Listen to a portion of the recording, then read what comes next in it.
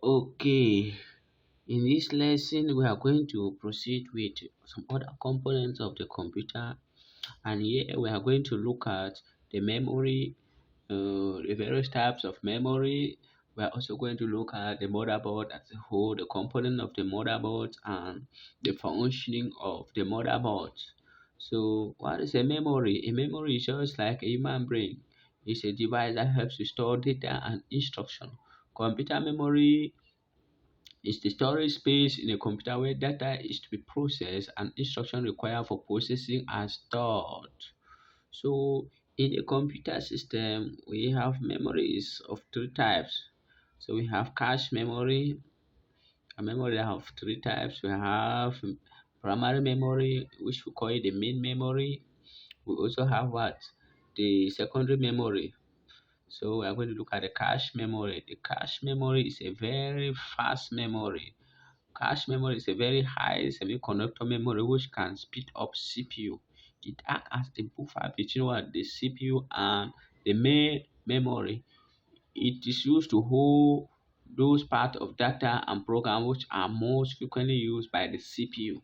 So that is the cache memory. It's a very fast memory. What are the advantages of this kind of memory in your computer system?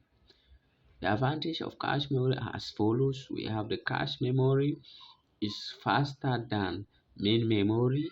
It consumes less access time as compared to main memory. It stores a program that can be executed within a short period of time. It stores data for temporary usage. What are the disadvantages of the cache memory? The disadvantage of cache memory are as follows. Cache memory has limited capacity, it does not have much space. It is also very expensive. I'll go back to the point unlimited capacity. Capacity means you cannot have, in where you talk about secondary memory and the other memories, they actually occupy a lot of space. But with cache, it occupies just a few space, small space. So you cannot store so many things in the cache memory. Though it occupy a very small space, it is expensive. Can you imagine what we are talking about? So this is a picture that shows us a cache memory, as embedded in a motherboard. So we are going to proceed with our lesson with the primary memory. Primary memory is what we usually call the RAM. And generally, when we talk about the RAM, we talk about a device that is volatile. And the RAM is a device, is a memory that works with the CPU as computer is executing tasks or processing data in the system. The RAM work collaboratively with the CPU. When the CPU want to process data, it goes and takes the data either in the RAM or in the cache in the different levels of memory before it takes the data into the CPU and then process it. So that is that with the RAM. Now, one thing about the RAM is that it's volatile in nature, such that when you put off your computer, all the instruction, all the data that was stored in the RAM, it will get lost. So whenever you switch off your computer, the data in the RAM get lost. So that's why we say it is volatile in nature.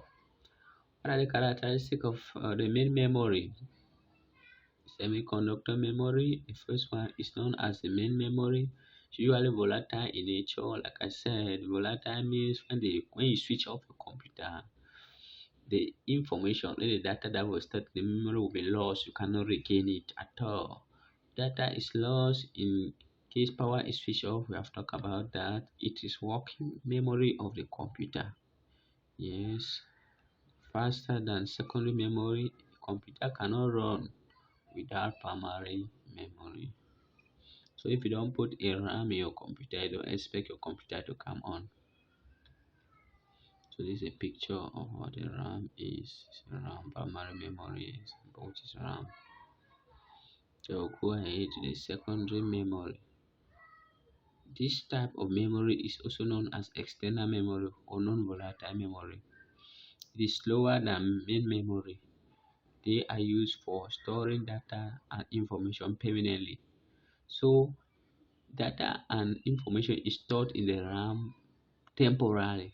But with the secondary memory, you use it to store data and information permanently. So you should be able to distinguish between the secondary memory and the primary memory. Most primary memory are volatile. I mean, you cannot store data there permanently. But with secondary memory, you can store data and information permanently. That are the characteristics of secondary memory. They are magnetic and optical memories. It's known as backup memories. It is non-volatile memory. Data is permanently stored even if power is switched off. It is used for storage of data in a computer. Computer may run without secondary memory, slower than primary memories. So this is a picture of a secondary memory, the hard disk drive. HDD means hard disk drive.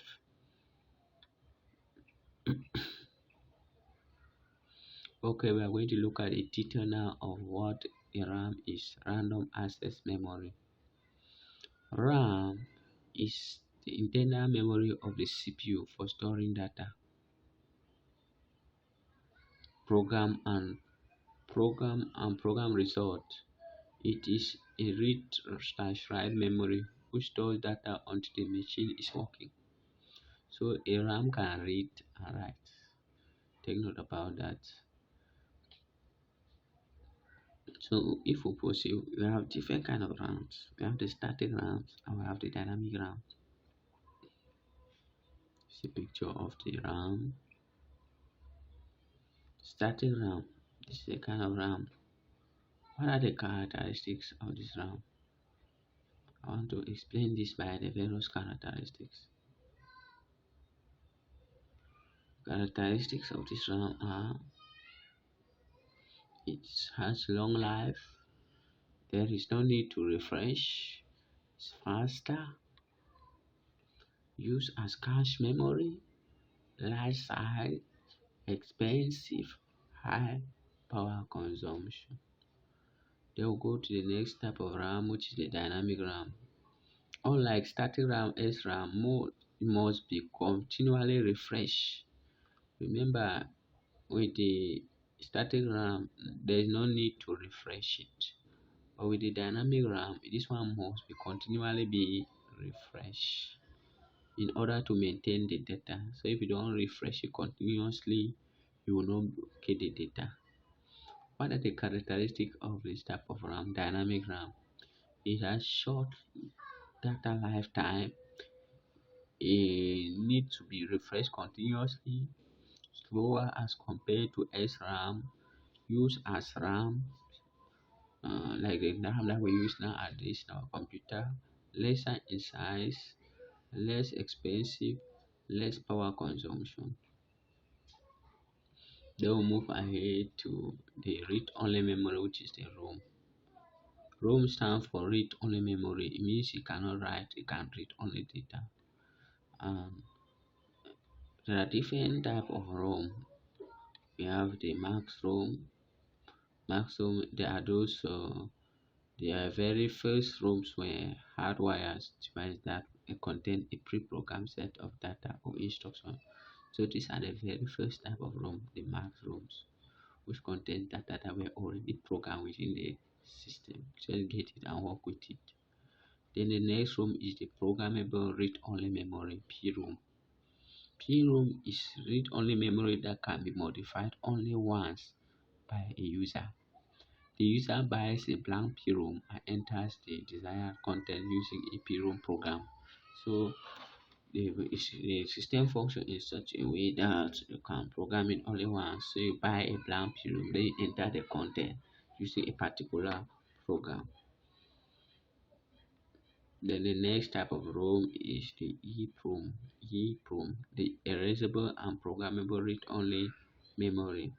The EEPROM can be erased by exposing it to ultraviolet light for a duration of up to 40 minutes. Usually, EEPROM eraser achieves this function. During programming, an electrical charge is trapped in an insulated gate region.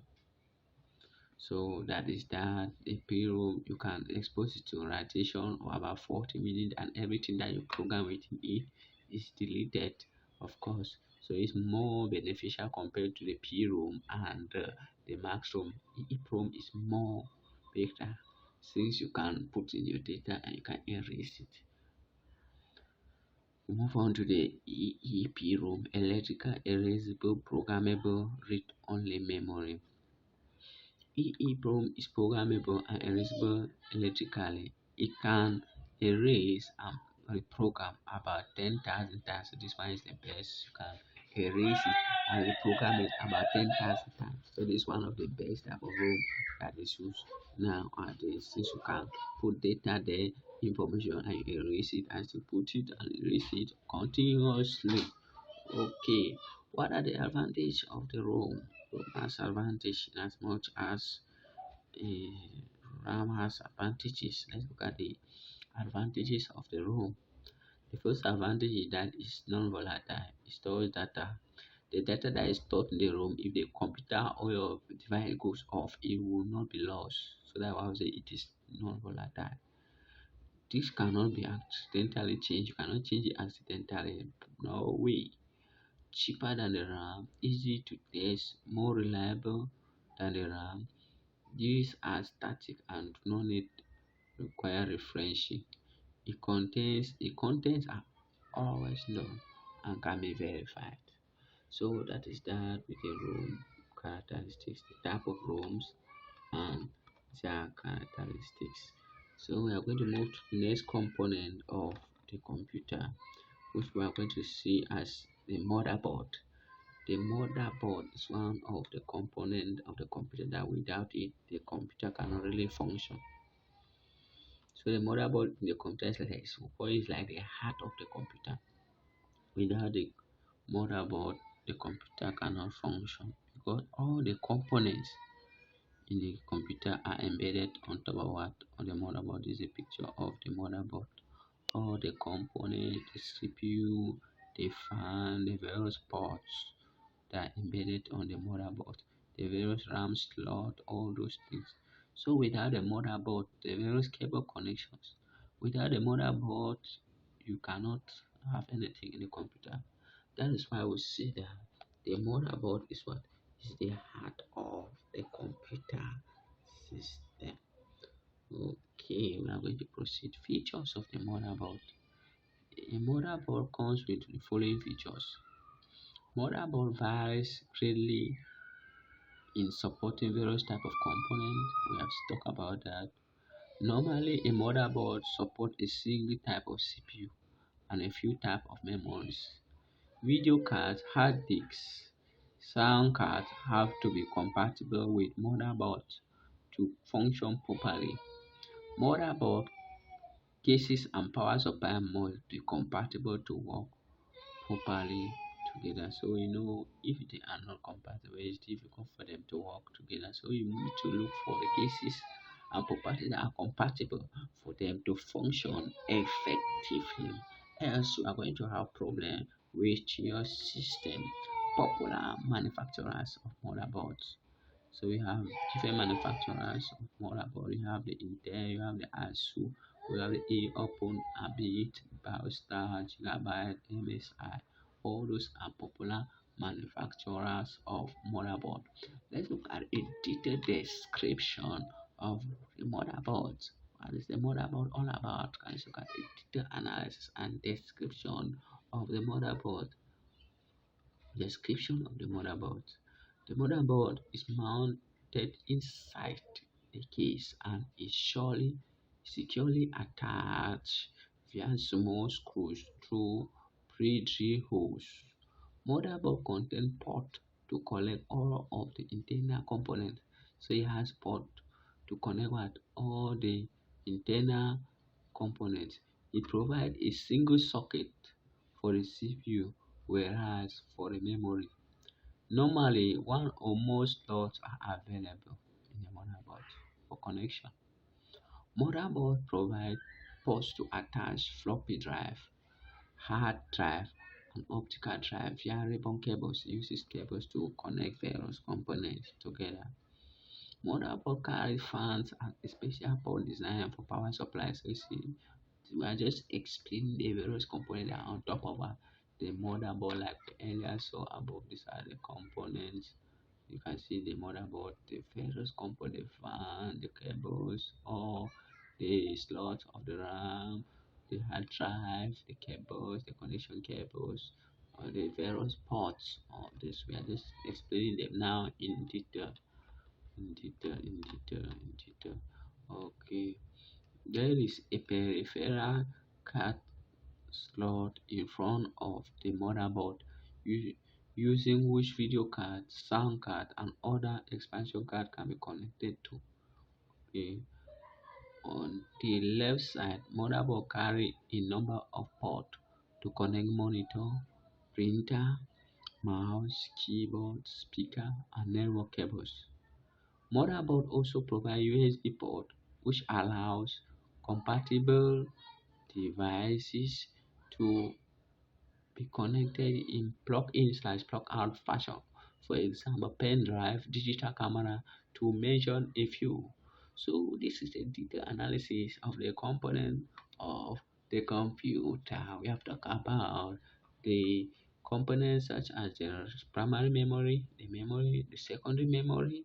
We have talked about the motherboard as a component of the computer, which we said is what the heart of the computer. Without the motherboard, there's no computer. I'm telling you.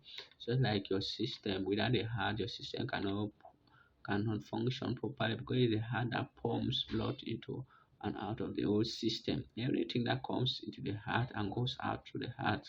So that is the motherboard.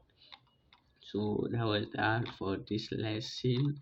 So I want to continue to watch and then you share to your classmates and those who wanted to learn more about the component of the computer as a whole. Okay, thank you for watching and have a nice time. See you in the next class.